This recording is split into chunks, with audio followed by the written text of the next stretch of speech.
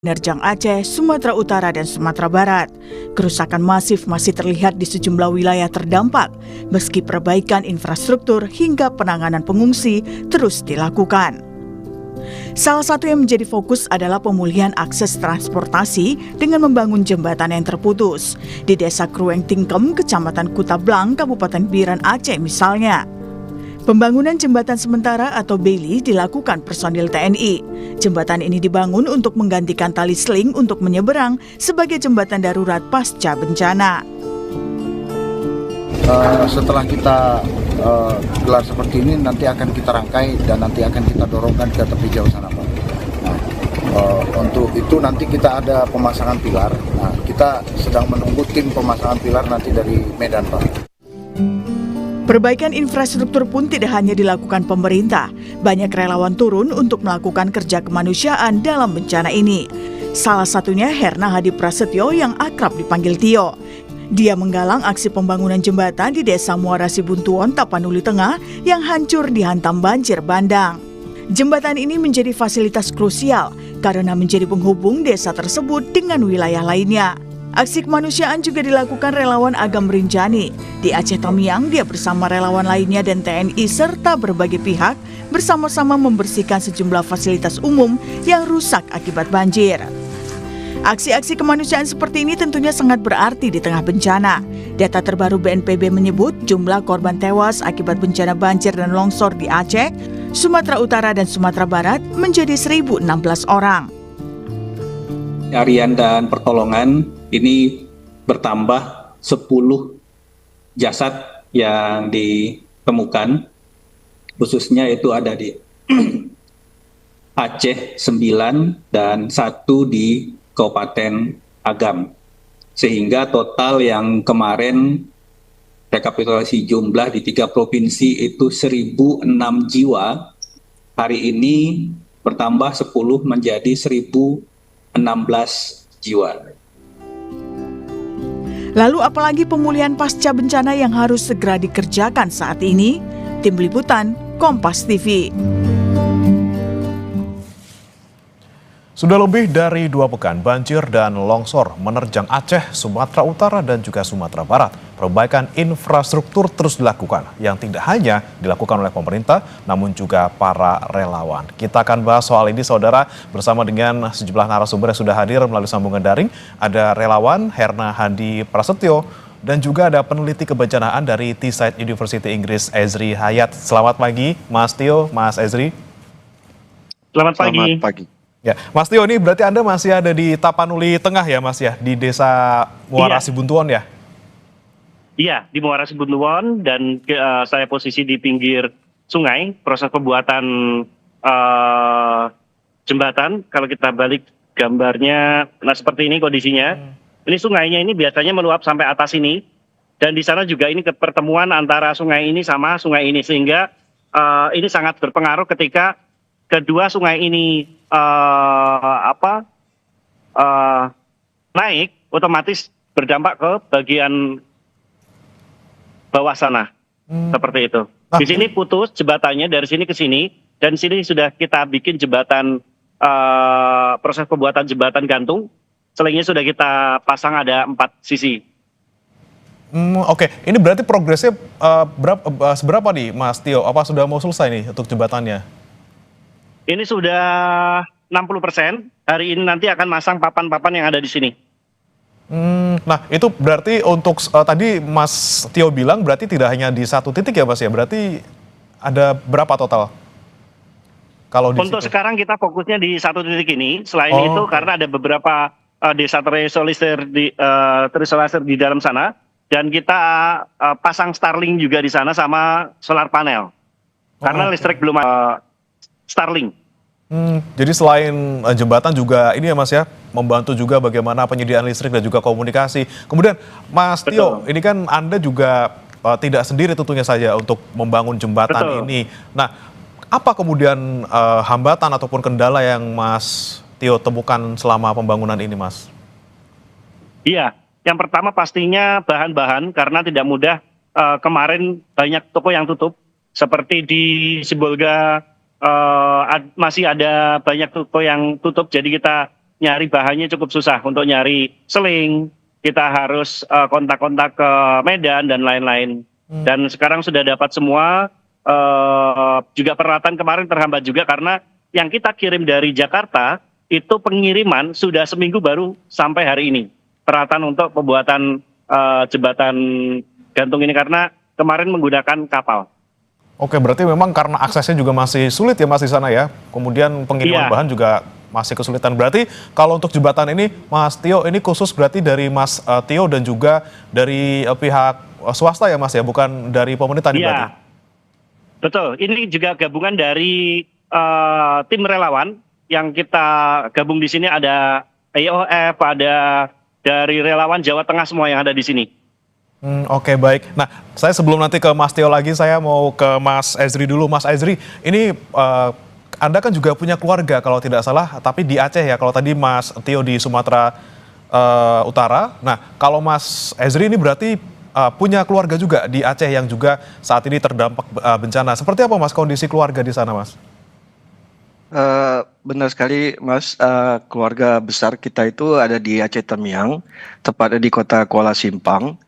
Dan saat ini memang sebagian besar keluarga itu terdampak, bahkan ada banyak sekali sepupu-sepupu yang rumahnya sekarang sudah rata dengan tanah dan hilang. Untuk orang tua, ibu sendiri sudah berhasil kita temukan dan kita ungsikan sejak hari ke-5 setelah beliau mengungsi di kantor DPR yang kebetulan berada di depan rumah. Dan saat ini kita masih berusaha untuk mendistribusikan bantuan-bantuan dari teman-teman yang dikumpulkan secara langsung kepada kita untuk kita bagikan di masyarakat sekitar Kuala Simpang. Berarti kalau dari keluarga yang berkomunikasi juga dengan Mas Ezri, bagaimana sebenarnya keadaan di sana sekarang Mas setelah ini hampir 3 pekan pasca banjir, bagaimana kemudian progres mungkin pembangunan infrastrukturnya atau pendistribusian bantuan atau kebutuhan dasar, seperti apa Mas kalau cerita dari teman-teman ataupun keluarga juga di sana? Iya, untuk pendistribusian bantuan dan jumlah bantuan yang masuk itu sangat sporadis ya. Jadi ada hari-hari di mana bantuan itu akan datang dan kemudian sebagian besar itu masih sering terkumpul di jalur-jalur yang dekat dengan jalan-jalan yang masih bisa diakses. Akan tetapi masih banyak sekali kampung-kampung, pedesaan-pedesaan di bagian dalam itu yang mengalami kesulitan mendapatkan bantuan, terutama pada saat ini air bersih. Kita sudah melihat banyak bantuan yang masuk, sudah ada perubahan. Akan tetapi yang sekarang menjadi concern untuk kita di lapangan itu, masyarakat di lapangan adalah continuity. Misalkan masih ada bantuan yang masuk, akan tetapi dengan distribusi bantuan yang mungkin masih sporadis, ada satu titik yang mungkin mendapatkan makanan untuk 3 hari, sementara satu titik yang lain mungkin masih hanya mendapatkan untuk 1 hari. Nah, besoknya itu apakah mereka akan mendapatkan lagi, kita masih belum mendapatkan kepastian. Dan yang sangat kita rasakan secara pilu yaitu bahwa saat kita berusaha untuk mengirimkan bantuan ke desa-desa yang agak terpencil di dalam, kita terpaksa menolak memberikan bantuan kepada mereka yang kita temukan di jalan, dan ini menjadi satu dilema. Kalau kita berikan bantuan kepada mereka yang memang terbukti bahwa mereka itu lapar juga, tetapi kita memikirkan kepada yang di dalam, maka kita terpaksa menolak dan kita terus masuk ke dalam, sementara kita masih memikirkan mereka nanti itu sudah dapat makanan atau belum gitu. Nah, jadi mungkin kepastian atau keteraturan penyaluran bantuan ini juga kita perlu mendapatkan koordinasi yang baik di lapangan. Nah, ini dia menjadi fokus kita juga, Mas Ezri, karena beberapa waktu lalu dari BNPB bilang bahwa sebenarnya kalau untuk Sumatera Barat dan juga Sumatera Utara ini sudah mulai masuk transisi ke pemulihan. Nah, sementara di Aceh sendiri masih PR nih Mas. Bahkan tadi Mas Ezri sendiri sebutkan bahwa masih terkendala untuk penyebaran bantuannya, masih belum menjangkau ke daerah yang terdalam secara baik gitu ya. Nah, kemudian Anda bagaimana nih Mas melihat penanganan bencana banjir ini di 3 provinsi yang sudah hampir 3 pekan, seperti apa kemudian yang dilakukan pemerintah dan bagaimana kemudian manajemen bencana yang Anda lihat selama 3 pekan ini? Iya, saya rasa di pekan belakangan ini kita semua bisa melihat ya dari hasil reportase pihak-pihak teman-teman dari lapangan secara individual yang kita bisa lihat di media sosial juga, pemerintah seperti kewalahan. Kita tidak bisa menyalahkan pemerintah daerah yang kewalahan karena mereka memang sangat-sangat kewalahan. Dan yang kita pertanyakan ini bagaimana rencana pemerintah nasional terhadap respon emergensi dan juga nanti recovery dan rehabilitasi ketiga daerah yang terdampak ini.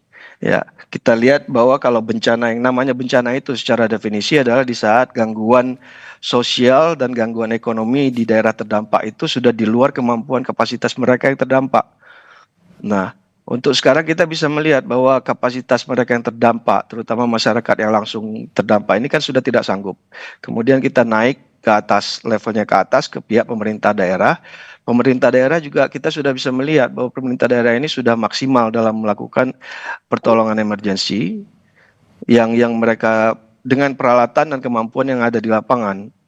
Nah, seharusnya ini sudah bisa dinaikkan ke level yang lebih tinggi, yaitu di daerah untuk pemerintah nasional. Bagaimana pemerintah nasional turun tangan dalam mengambil peran aktif ya, bukan peran hanya memberikan support kepada pemerintah daerah, tapi peran aktif. Dan kalau perlu mengambil alih proses emergensi rekonstruksi nanti. Lagi-lagi kalau ini misalnya sudah ditetapkan sebagai bencana nasional, seharusnya nanti bisa lebih ada peran besar dari pemerintah pusat. Tapi kan sampai sekarang belum dijadikan bencana nasional gitu ya Mas Ezri ya? Saya lihat begitu Mas, kalau bisa saya memberikan analogi ya, kalau kita sakit dengan sistem yang ada itu kita datang ke puskesmas, kalau puskesmas itu tidak sanggup kita naik ke rumah sakit di daerah, kalau rumah sakit daerah tidak mampu menangani maka pasien akan dibawa ke rumah sakit rujukan di tingkat nasional. Ya, nah ini serupa kalau kita bandingkan dengan analogi saya tadi, kita sekarang ini sedang melihat puskesmas di daerah ini mencoba mencangkok jantung dan kita biarkan gitu loh. Oke, ini jadi dia pemerintah. Iya, jadi otoriti di atas ini harus bisa melihat, bukan hanya sekedar orang-orang di puskesmas ini menyatakan sanggup mencangkok jantung terus kita biarkan dan statusnya tetap begitu ya.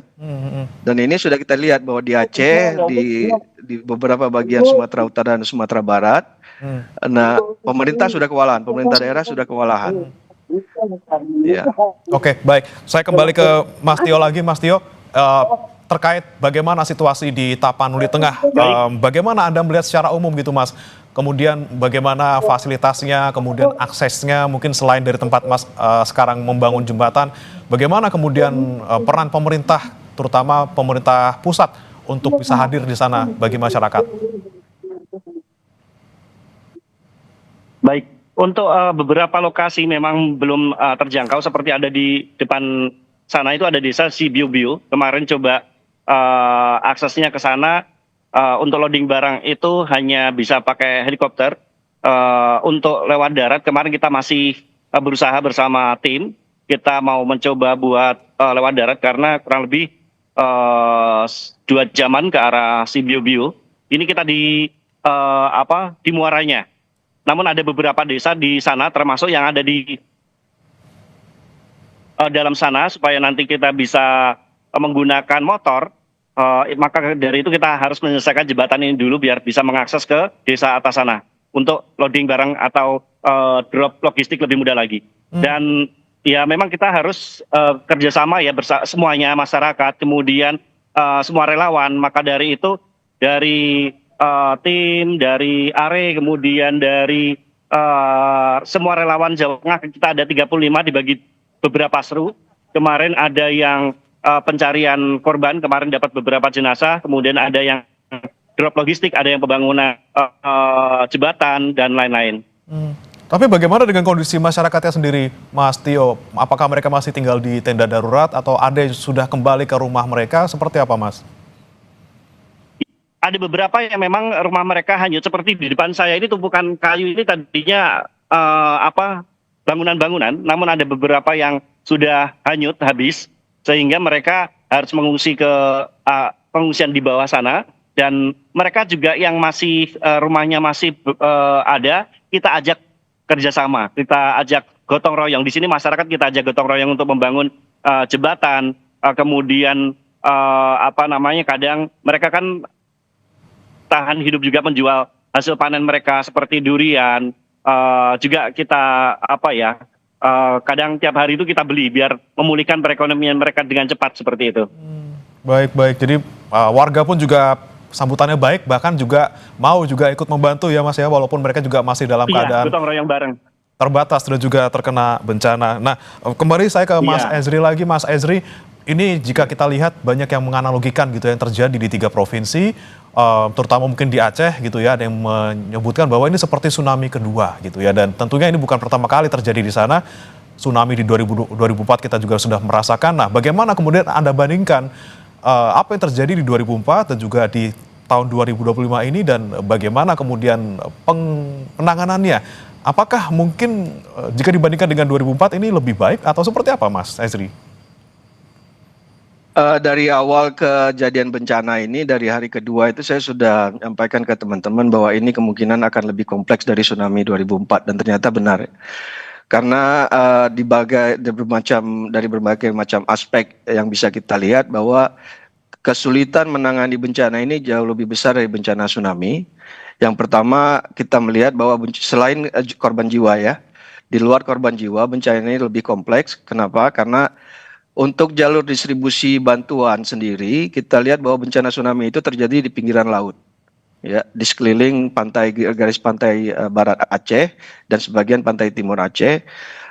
Banyak daerah-daerah yang rusak, tetapi korban-korban yang selamat itu melarikan diri ke tengah, ke daratan, dan setelah itu kita bisa mendistribusikan bantuan dengan cara mengedrop barang-barang bantuan di kawasan tengah dan kemudian bisa distribusikan ke daerah manapun yang kita perlukan.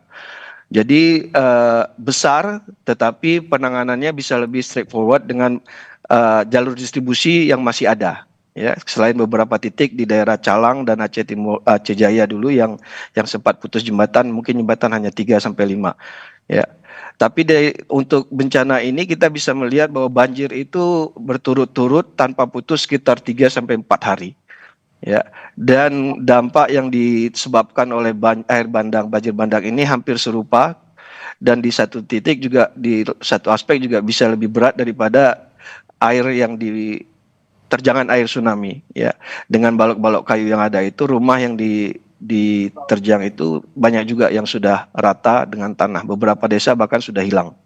Nah, kemudian susulannya diikuti dengan tanah longsor yang memutuskan banyak sekali jalur-jalur distribusi di kawasan Aceh Tamiang, di kawasan Aceh Utara, bahkan terutama di Aceh Tengah, Aceh Benar Meriah dan Gayo Luas. Maaf.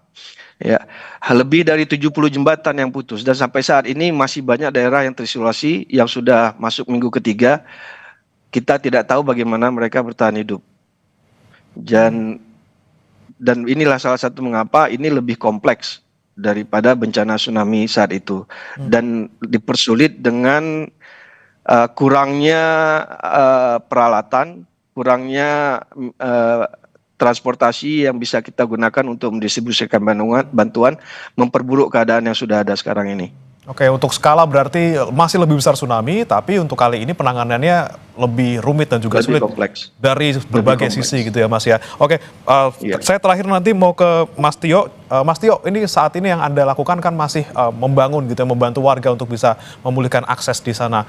Lalu kemudian kalau di Tapanuli Tengah sendiri sebenarnya sekarang yang paling dibutuhkan masyarakat apa? Dan juga apakah juga Mas Tio juga berharap ada juga peran juga dari pemerintah gitu untuk juga bisa membantu usaha dari para relawan untuk juga bisa membuka akses di sana? Ya, pastinya yang pertama yang kita butuhkan adalah logistik, kemudian yang kedua adalah akses.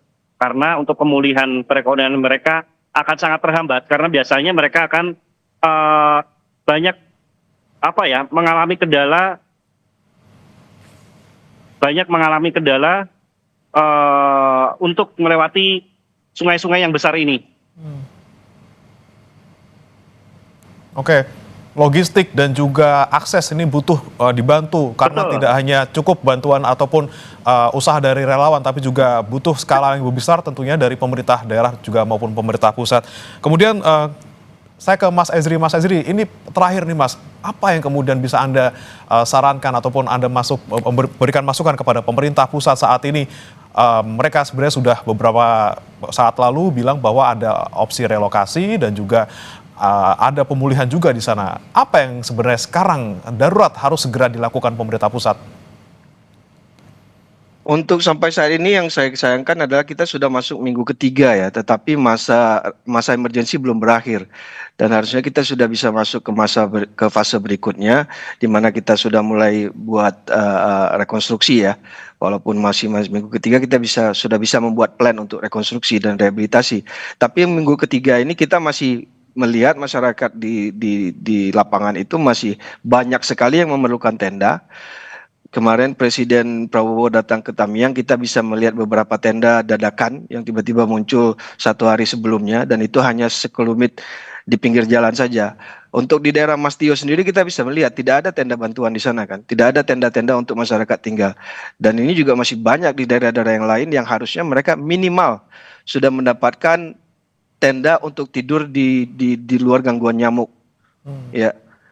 Iya, sampai saat ini kita kesulitan. Sudah banyak yang minta tenda, tetapi kita menanyakan orang di lapangan untuk relawan-relawan lapangan, kalau tenda itu kelas berat ya, artinya harganya mahal, ngangkutnya berat dan susah. Jadi kita fokus ke apa yang bisa kita lakukan, yaitu membagi logistik makanan, membagi logistik terpal-terpal dan pakaian. Untuk tenda, selain jumlahnya yang dibutuhkan besar, kita tidak bisa mendapatkan tenda yang layak juga di lapangan kosong. Nah, itu dia ya. Dan Sebelum ini kita harusnya bicara bisa soal diambil alih oleh pemerintah. Sebelum kita bicara soal hunian sementara yang baru akan selesai dibangun mungkin 6 bulan ke depan, bagaimana hari ini mereka hidup? Bagaimana kemudian mereka bisa hidup layak dulu pakai tenda yang seadanya gitu ya? Bagaimana kemudian yang perlu dilakukan pemerintah adalah bagaimana mereka hidup hari ini dan juga beberapa hari ke depan, bukan beberapa bulan ke depan. Kita harapkan semoga ini didengar oleh pemerintah, bisa melihat kembali bagaimana detail yang dialami oleh warga di sana supaya lagi-lagi penanganan banjir ini tepat sasaran dan juga bisa progresif untuk kedepannya. Terima kasih Mas Ezri Hayat, peneliti kebencanaan dari Teesside University Inggris, dan juga Mas Tio, relawan yang juga membantu masyarakat di Tapanuli Tengah, sudah bergabung bersama kami di Sapa